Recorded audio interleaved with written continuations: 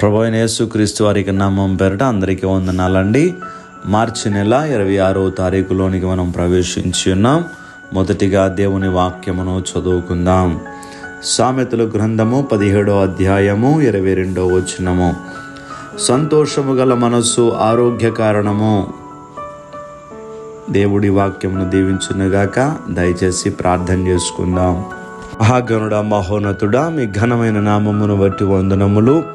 మరొక రోజులోనికి మమ్మల్ని ప్రవేశపెట్టినారు. ఇప్పటి వరకు మీ సజీవమైన రెక్కల కింద కాచి కాపాడి భద్రపరిచి మా ప్రతి అవసరమును తీర్చి మేలుతో మమ్మల్ని నింపి ఉన్నారు. మరి ఈరోజు మా దినచర్యను ప్రారంభిస్తూ ఉంటుండగా మాకు సహాయము దయచేయండి. సంతోషము కలిగిన మనసు ఆరోగ్య కారణమని సెలవిచ్చినటువంటి రీతిగా మా హృదయములకు సంతోషము దయచేయి దేవుడవు నీవే. ఈ భూలోకములో ఏది కూడా మాకు సంతోషాన్ని కలుగ చేయలేదు ప్రభువా. తండ్రి, మాకు ఉన్నటువంటి సంపదలు, ధన ఘనతలు ఇవేవి కూడా తండ్రి సంతోషాన్ని ఇవ్వలేవు ప్రభువా. మీ నామమును బట్టి మాత్రమే మేము సంతోషించగలము దేవా. కుటుంబంలో అనేక సమస్యలను బట్టి, వారి ఆర్థిక ఇబ్బందులను బట్టి, వారి యొక్క అనారోగ్య కారణమును బట్టి, వారి యొక్క తండ్రి బలహీనతలను బట్టి హృదయములో సంతోషము లేకుండా ఉంటూ ఉన్నాం ప్రభువా.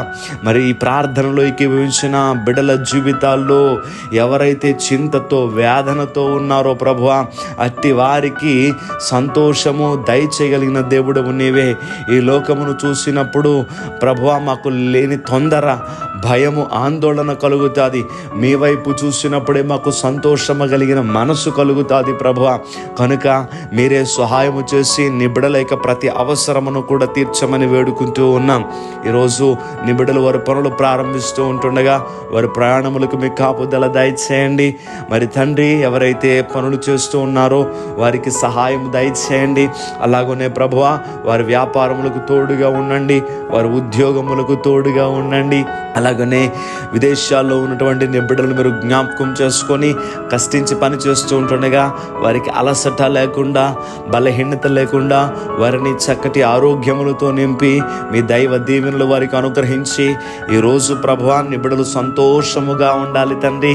ప్రతి బిడ్డ చేయి పట్టుకుని మీరు నడిపించమని ప్రార్థన చేస్తూ యేసుక్రీస్తు వారి యొక్క నామం పేరట అడిగి వేడుకుంటూ ఉన్నాం మా పరమ తండ్రి. Amen, amen, amen.